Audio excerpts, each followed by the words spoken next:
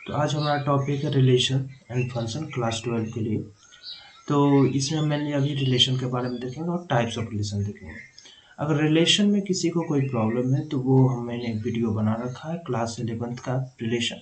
उसमें मैंने रिलेशन के बारे में सब कुछ बताया, 2 पार्ट में वीडियो, जो आप जाकर जरूर देखें, मैं लिंक डिस्क्रिप्शन में दे दूँगा। तो आज हम देखेंगे इसमें टाइप्स ऑफ रिलेशंस। तो ये एनसीईआरटी बुक है, तो इसमें हम देखते हैं टाइप्स ऑफ रिलेशन। तो कितने टाइप्स ऑफ रिलेशंस होते हैं, तो अगर देखें तो सबसे पहले जो हम देखें तो मेनली 3 टाइप्स ऑफ रिलेशंस होते हैं, रिफ्लेक्सिव, सिमेट्रिक एंड ट्रांजिटिव। ठीक है, reflexive, symmetric, symmetric and transitive ये 3 मेन टाइप ऑफ रिलेशंस होते हैं। उसके बाद आता है इक्विवेलेंस रिलेशन। ठीक है, ये 4 हो गए। अब देखें तो और भी कुछ होते हैं, जैसे कि अगर हम देखें सबसे पहले तो एक होता है एम्प्टी रिलेशन। पहले हम एम्प्टी रिलेशन समझते हैं। ठीक है, एम्प्टी, कब रिलेशन एम्प्टी होता है तो ये हम समझ सकते हैं एम्प्टी रिलेशन में क्या होता है। जैसे कि हम देख रहे हैं, यहाँ देखो डेफिनेशन 1 यहाँ दिया हुआ, definition 1, this one is empty relation यहाँ पे। तो एम्प्टी रिलेशन कब होता है कोई रिलेशन, तो हम जैसे पहले भी जानते हैं कि एम्प्टी रिलेशन में क्या है, एम्प्टी रिलेशन में क्या है कि जब कोई सेट हम जानते थे, सेट में क्या होता है कि कोई भी सेट में अगर मतलब कोई भी एलिमेंट्स नहीं होता है तो उसको क्या बोलते हैं, empty set. In the same way किसी भी रिलेशन में अगर एक भी एलिमेंट ना हो, अगर उसमें एक भी एलिमेंट ना हो तो उसको क्या बोलेंगे, एम्प्टी रिलेशन। इसको दूसरे वे से भी बोला जा सकता है कि अगर कोई भी रिलेशन में, क्योंकि रिलेशन जब बनता है तो किसी एक सेट से किसी दूसरे सेट में बनता है। ठीक है, तो अगर कोई भी सेट ए का एलिमेंट सेट बी के एलिमेंट के साथ अगर रिलेशन ना हो उसका, ठीक है, अगर वो रिलेटेड ना हो, कोई भी एलिमेंट सेट ए का दूसरे सेट के साथ रिलेटेड ना हो, जैसे कि हम ए और बी यहाँ अलग अलग सेट लेते हैं, तो सेट ए का कोई भी एलिमेंट अगर सेट बी के साथ रिलेटेड नहीं है तो क्या है, तो इसमें क्या है, ये रिलेशन जो है एम्प्टी रिलेशन। दूसरा हमारा जो आता है वो आता है यूनिवर्सल रिलेशन। तो यूनिवर्सल रिलेशन क्या है, तो यूनिवर्सल रिलेशन अगर हम देखें,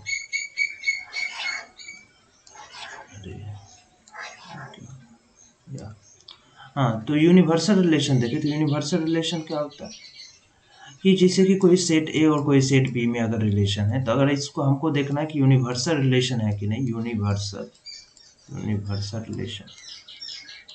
तो अगर यूनिवर्सल रिलेशन देखना है तो सेट ए का सारा एलिमेंट, जितना भी एलिमेंट सेट ए में होगा वो सेट बी के सारे एलिमेंट से क्या होगा, रिलेटेड होगा। सेट ए का सारा एलिमेंट, जैसे कि हम ले लेते हैं एक सेट ए जिसमें ले लेते हैं 1 to 2 एलिमेंट, और सेट बी में ले लेते हैं एक ही एलिमेंट ले लेते हैं, या चलो 2 एलिमेंट ले लेते हैं, ठीक है। तो अगर सेट ए का सारा एलिमेंट अगर सेट बी के साथ रिलेटेड होगा, इसका मतलब अगर हम रिलेशन लिखे एक Cartesian product of A and B, क्या हो जाएगा, तो 1 जो होगा 3 के साथ भी रिलेटेड होगा, 1 जो होगा वो 4 के साथ भी रिलेटेड होगा, 2 जो होगा 3 के साथ भी रिलेटेड होगा, 2 जो होगा 4 के साथ भी रिलेटेड होगा। तो हम देख रहे हैं सेट ए का सारा एलिमेंट जो है सेट बी के साथ रिलेटेड है, तो हम बोल सकते हैं कि ये जो Cartesian product of a cross b, मतलब Cartesian product a and b जो है वो यहाँ पे क्या है, ये रिलेशन जो है, ये रिलेशन आर से इंडिकेट कर सकते हैं इसको। तो ये रिलेशन क्या है, यूनिवर्सल रिलेशन।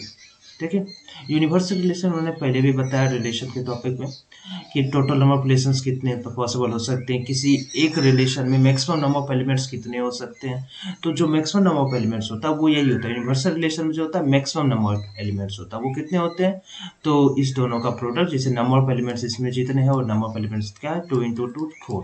तो total number of maximum number of element जो होते हैं किसी रिलेशन में वो 4 से ज़्यादा नहीं हो सकते। ठीक है, और जो 4 जिसमें होते हैं वही हो जाएगा, तो क्या यहाँ पे इस केस में क्या हो जाएगा, यूनिवर्सल रिलेशन हो जाएगा। तो अब देखते हैं नेक्स्ट टॉपिक हमारा क्या है। तो अब देखेंगे हम एक्चुअल में रिफ्लेक्सिव, सिमेट्रिक और ट्रांजिटिव क्या होता है, उसके बाद हम देखेंगे इक्विवेलेंस रिलेशन के बारे में। तो पहले मैं इसको थोड़ा इरेज कर लूँ।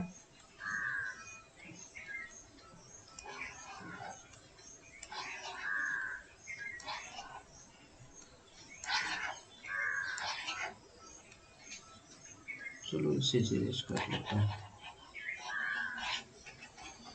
चलिए, तो ये हो गया। अब देखते हैं सबसे पहले रिफ्लेक्सिव। तो रिफ्लेक्सिव क्या होता है, रिफ्लेक्सिव क्या होता है, यहाँ दिया हुआ रिफ्लेक्सिव। तो रिफ्लेक्सिव रिलेशन में देखिए तो हम पहले ये देख लें कि ये जो टाइप्स ऑफ रिलेशंस होते हैं किस पे होते हैं। तो देखो जनरली अगर हम देखें तो रिलेशंस जो होते हैं वो मेनली टू टाइप्स के होते हैं। इन रियल लाइफ कॉन्टेक्स्ट अगर देखें तो रिलेशंस मेनली दो तरह का, और इसमें भी हम देख सकते हैं। एक क्या होता है, एक रिलेशन होता है कि किसी एक सेट से किसी दूसरे सेट से रिलेशन होता है, ठीक है, ये एक टाइप ऑफ रिलेशन हो गया, ठीक है। और दूसरा जो रिलेशन होता है वो किसी एक सेट का उसी सेट के साथ रिलेशन होता है, ये दूसरे टाइप ऑफ रिलेशन हो गया। तो हम जो पढ़ रहे हैं अभी वो इस पे पढ़ रहे हैं, ठीक है, कि कोई एक सेट किसी उसी सेट से अगर रिलेटेड है, अगर रिलेशन है, तो उसमें क्या होता है, ये सारे टाइप्स जो है वो उसी में आते हैं। रिफ्लेक्सिव, सिमेट्रिक, ट्रांजिटिव, इक्विवेलेंस, जो भी रिलेशन है यहाँ पे वो किस में आते हैं, तो वो कोई सेट अगर किसी उसी सेट से अगर रिलेटेड हो तो इसके टाइप्स बनते हैं, इसमें टाइप्स नहीं बन रहा है, ठीक है। ये एक सिंपल रिलेशन है किसी एक सेट से किसी दूसरे सेट में, ठीक है। जो आपको पता होगा, नहीं पता है तो आप रिलेशन का टॉपिक देख लीजिए, वीडियो मैंने बनाया हुआ है, ठीक है। तो अब इसमें क्या होता है, टाइप्स होते हैं। तो हम जो देखेंगे ये ध्यान में हमेशा रखना है कि जो ये टाइप्स ऑफ रिलेशंस होते हैं वो किसी दूसरे सेट से नहीं होते, वो खुद उसी सेट से होते हैं, ठीक है। कोई सेट का रिलेशन अपने ही सेट के साथ होता है, तब ये सारे टाइप्स बनते हैं। और उसमें से हमको देखना है कि वो रिफ्लेक्सिव है कि नहीं। अगर कोई रिलेशन है कोई एक सेट से उसी सेट में, तो हमको देखना है कि वो रिफ्लेक्सिव है कि नहीं, सिमेट्रिक है कि नहीं, ट्रांजिटिव है कि नहीं, और इक्विवेलेंस है कि नहीं। इक्विवेलेंस बहुत ही सिंपल है, अगर रिफ्लेक्सिव, सिमेट्रिक, ट्रांजिटिव कोई भी रिलेशन अगर ये तीनों प्रॉपर्टी को फॉलो करता है तो वो इक्विवेलेंस रिलेशन होगा, ठीक है। तो अब हम देखते हैं कि यहाँ पे क्या हो जाएगा, या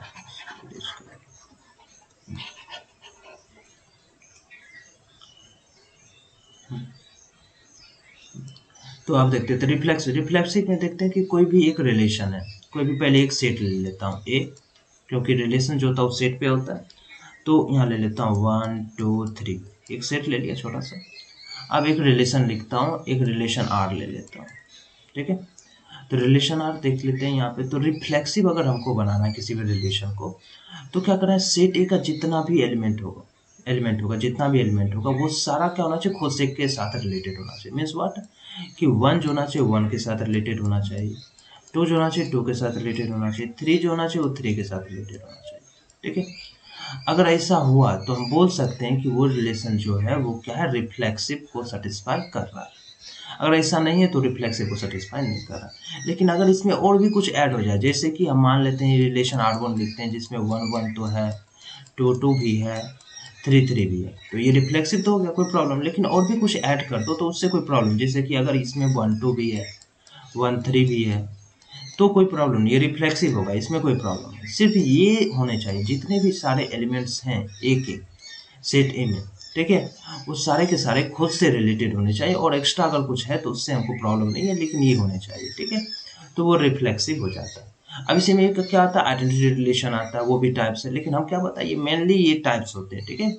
अब एक आइडेंटिटी रिलेशन होता है, उसमें क्या होता है कि आइडेंटिटी रिलेशन में कि ये सिर्फ इतना ही होने चाहिए और कुछ एक्स्ट्रा नहीं होना चाहिए, और कुछ एक्स्ट्रा है तो फिर वो आइडेंटिटी रिलेशन नहीं होता, ठीक है। रिफ्लेक्सिव तो होता है, लेकिन आइडेंटिटी रिलेशन क्या कहता है कि खुद वो एलिमेंट जो खुद के साथ रिलेटेड हो सिर्फ, और कोई भी रिलेशन ना हो। तो अगर ये तीनों है, जैसे कि ये जो है हमारा रिलेशन जो हमारा आर है, ये रिफ्लेक्सिव भी है और क्या है, और आइडेंटिटी रिलेशन भी है। लेकिन R1 जो है वो आइडेंटिटी रिलेशन नहीं है, वो सिर्फ क्या है, रिफ्लेक्सिव रिलेशन है, ठीक है। तो अब देखते हैं रिफ्लेक्सिव हो गया। अब नेक्स्ट देखते हैं, अब हमारा नेक्स्ट क्या है, तो नेक्स्ट है सिमेट्रिक रिलेशन। सिमेट्रिक क्या होता है, तो इसमें भी देख लेते हैं कि कोई भी सेट ए ले लो, 1 2 3, ठीक है। अब हमको निकालना है इसमें रिलेशन, एक रिलेशन लेते हैं जो कि हम देखेंगे इसमें सिमेट्रिक। तो सिमेट्रिक होने के लिए क्या है कि अगर 1 2 है, ठीक है, अगर 1 2 है तो 2 1 भी होना चाहिए, अगर 2 3 है तो 3 2 भी होना चाहिए, ठीक है। समझ रहे हैं, इसमें क्या है कि अगर हम ये नहीं देखेंगे, मतलब हमको ये देखना है कि पहले इस रिलेशन में क्या क्या एलिमेंट्स है, ठीक है। कोई भी रिलेशन दिया हुआ है तो हमको उस सेट को नहीं देखना कि किस सेट से ये रिलेशन आया, लेकिन अगर हमको रिफ्लेक्सिव चेक करना है तो हमको सेट को देखना पड़ेगा कि किस सेट से वो रिलेशन आया है और उस सेट के सारे एलिमेंट्स आपस में रिलेटेड है कि नहीं, मतलब खुद से रिलेटेड है। ठीक है, जैसा कि मैंने बताया। लेकिन सिमेट्रिक में ये नहीं, सिमेट्रिक में हमको सिर्फ रिलेशन को देखना है, किस सेट से ये रिलेशन आया है हमको उससे कोई मतलब नहीं। ठीक है, तो हमको क्या मतलब है कि उस रिलेशन को देखो, उस रिलेशन में सारे एलिमेंट्स को देखो। जैसे कि आप देखो कि 1 2 अगर है, हम देखें कि इसमें 1 2 एक रिलेशन है, तो हम खोजेंगे इसमें 2 1 है क्या, इसका जस्ट अपोजिट, इसका इन्वर्स बोल सकते हो, क्या 2 1 है कि नहीं है। तो अगर 2 1 है तो ठीक है, वेल एंड गुड। अब फिर 2 3 है तो हम तुरंत इसमें खोजेंगे, सर्च करेंगे कि 3 2 है कि नहीं। अगर 3 2 है तो वेल एंड गुड। अगर हमको कोई भी यहाँ पे दिया हुआ है तो उसका तुरंत रिवर्स देखेंगे कि है कि नहीं। अगर वो है 1 2 है, 2 1 भी है, 2 3 है, 3 2 भी, अगर इतना है तो हम बोल सकते हैं this relation is symmetric relation. ठीक है, ये रिलेशन सिमेट्रिक है। अगर ऐसा कोई भी नहीं, जैसे 1 2 है, यहाँ पर हम एक और ले लेते हैं, जैसे कि आप हम लिख देते हैं क्या, 1 3 लिख देते हैं। ठीक है, 1 3 लिख देते हैं, लेकिन इसमें 3 1 नहीं है। ठीक है, तो वो क्या होगा, ये सिमेट्रिक रिलेशन नहीं होगा। Hope you understood. अब देखते हैं। ठीक है, तो ये हमेशा ध्यान में रखना कि हमको रिलेशन को देखना है सिमेट्रिक में, ना कि हमको सेट को नहीं देखना। और रिफ्लेक्सिव में ध्यान रखना कि हमको सेट को सबसे पहले देखना है, वो किस सेट का रिलेशन है और वो रिफ्लेक्सिव है कि नहीं, वो हम तभी बता सकते हैं किस सेट से आया जब वो हमको पता। ठीक है, तो ये जानना जरूरी है। और सिमेट्रिक में ये बिल्कुल भी जानना जरूरी है, किस सेट से है जानना ये जरूरी है, कि उस रिलेशन में क्या क्या एलिमेंट्स है और किस चीज से रिलेटेड है और उसका रिवर्स है कि नहीं। ठीक है, चलिए तो अब नेक्स्ट देखते हैं। नेक्स्ट क्या है, ट्रांजिटिव। तो ट्रांजिटिव में क्या होता है, जैसे कि कोई सेट ए दिया हुआ है, मान लीजिए सेट ले रहे हैं 1 2 3, ठीक है, दिया हुआ है। अब इसका ट्रांजिटिविटी चेक करना है तो रिलेशन लिखते हैं आर। अब इसमें क्या करना है कि 1 ले लेते हैं हम 1 2, उसके बाद ले लेते हैं 2 3। ठीक है, इसको इरेज कर दो थोड़ा, चलिए 1 2 2 3, उसके बाद 1 3 ले लेता हूँ। उसके बाद यहाँ ले लेता हूँ क्या, और भी ले लेता हूँ, जैसे कि यहाँ ले लेता हूँ क्या ले लूँ, चलिए तो यहाँ ले लेता हूँ 2 3 है ही, तो और ले लेता हूँ, क्या ले लो, क्या ले, हाँ चलो तो ले लेता हूँ इसको। चलिए तो इसमें क्या करता हूँ, 3 के साथ कुछ ले लेता हूँ, 3 और 2 ले लेता हूँ, 3 2 ले लेता हूँ, और 2 के साथ कोई रिलेटेड है 2 3 2 2 3 2 3 3 ले लेता हूँ। अब चलिए इसको समझिए, देखिए ट्रांजिटिविटी में क्या करना होता है आपको। तो देखिए ट्रांजिटिविटी में क्या है, इसमें भी हमको क्या देखना है, सेट को नहीं देखना। ठीक है, इसमें भी हमको ये सेट को नहीं देखना है, किस सेट से ये रिलेशन आया है, ठीक है, वो नहीं देखना। हमको ये देखना है कि ये जो रिलेशन है वो उस रिलेशन में क्या क्या एलिमेंट्स, हमको इस पर ध्यान देना है। जैसे कि यहाँ पर देखो एक 1 2 है, ठीक है, सॉलिड। अब 1 2 है तो हम देखेंगे क्या 2 से कोई रिलेटेड है, ये 2 पे है, 1 से रिलेटेड टू 2। अब देखेंगे क्या 2 से कोई रिलेटेड है इस पूरे में, सबसे पहले देखना। तो देखो ये वहाँ यहाँ पे क्या है, 2 से कोई रिलेटेड 2 3, ठीक है। अब जैसे ही ये 1 2 था और 2 से कोई रिलेटेड निकल गया कि 2 3 भी है, तो हमको ये चेक करना पड़ेगा 1 3 इसमें होना मस्ट है। अगर इसको ट्रांजिटिव होना है तो 1 3 का होना बहुत मस्ट होता है। तो यहाँ देखो 1 3 भी है, चलो कोई बात नहीं। आप देखेंगे क्या यहाँ 1 3 है, चलिए 1 3 है, तो क्या 3 से कोई रिलेटेड है, बिल्कुल 3 से रिलेटेड है, 3 2 है। अब 1 3 है, 3 2 है, तो हमको ये खोजना पड़ेगा क्या इसमें 2 1 1 3 है, 3 2 है, तो हमको यहाँ क्या चाहिए, हमको यहाँ पे चाहिए 1 2। ठीक है, 1 2 का होना बहुत जरूरी है, मस्ट है। ठीक है, तो हम यहाँ देखिए 1 2 नहीं है, यहाँ पे देखिए 1 2 है यहाँ पे। ठीक है, 1 2 समझ रहे हैं ना कि 1 3 है और 3 2 है, तो 1 2 का होना जरूरी है। ठीक है, उसी तरह से नेक्स्ट जो है, अब यहाँ देखिए 2 3 है, 3 से कोई रिलेटेड है, हम सारे को देखेंगे 2 3 है, 3 से कोई रिलेटेड है, 3 2 है, तो 2 2 का होना बहुत जरूरी है। लेकिन 2 2 यहाँ पर नहीं दिख रहा है, तो 2 2 हमको यहाँ लिखना पड़ेगा। ठीक है, तभी ये क्या होगा, ये ट्रांजिटिव होगा। 2 3 है और 3 2 है, ठीक है, तो क्या करना है, 2 2 का होना जरूरी है, तो हमने 2 2 लिख दिया, तो ये ट्रांजिटिव के केस में आ जाएगा। ठीक है, तब हम क्या बोल सकते हैं कि ये जो रिलेशन है ये अब ट्रांजिटिव रिलेशन है। ठीक है, 2 3 3 2 2 2 2। ठीक है, तो ये अब रिलेशन जो है ये ट्रांजिटिव हो गया। तो ये नहीं भी रहता तो चलता, लेकिन 2 2 का होना मस्ट था। चलिए, तो ट्रांजिटिव के में क्या है कि हम समझ गए कि यहाँ पे क्या है कि 1 2 है, 2 3 है, तो 1 3 का होना जरूरी है। ठीक है, ये दोनों मिल रहा है तो ये दोनों का होना जरूरी है। ठीक है, इससे अगर कोई रिलेटेड है तो अगर ऐसा हुआ, सिर्फ हमको सिर्फ रिलेशन में देखना है। ठीक है, सेट में नहीं देखना, क्योंकि यहाँ पे हम एक सिंपल सेट ले रहे हैं, लेकिन जरूरी नहीं होगा कि आपके क्वेश्चन हमेशा एक सिंपल सेट होगा। वो एक फाइनाइट इनफाइनाइट सेट भी हो सकता है, सेट ऑफ नेचुरल नंबर हो सकता है। ठीक है, तो हम इनफाइनाइट सेट हो सकता है। ठीक है, तो उसमें हम अगर सेट को देखने लगेंगे तो बहुत बड़ा प्रॉब्लम हो जाएगा। इसलिए हमको हमेशा क्या देखना है, सिर्फ हमको जो रिलेशन दिया उसमें देखना है। सिर्फ रिफ्लेक्सिव के केस में हमको क्या देखना है, सेट को देखना है। ठीक है, तो अभी हमने बताया इक्विवेलेंस रिलेशन क्या होता है कि कोई ऐसा रिलेशन जो तीनों रिफ्लेक्सिव भी हो, सिमेट्रिक भी हो, ट्रांजिटिव भी हो, तो वो क्या होता है, वो इक्विवेलेंस में आ जाता है, तो वो इक्विवेलेंस रिलेशन होगा। ठीक है, चलिए, तो अब हम नेक्स्ट वीडियो में देखेंगे और भी आगे कुछ क्वेश्चंस भी देखेंगे। अभी मैं यहीं पे स्टॉप करता हूँ।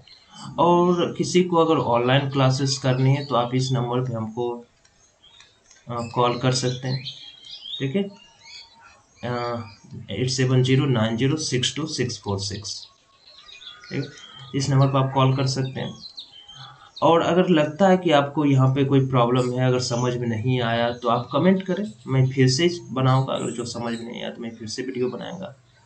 ठीक है, और अगर समझ में आ रहा है तो कमेंट करें, लाइक करें, सब्सक्राइब करें। Okay, thank you.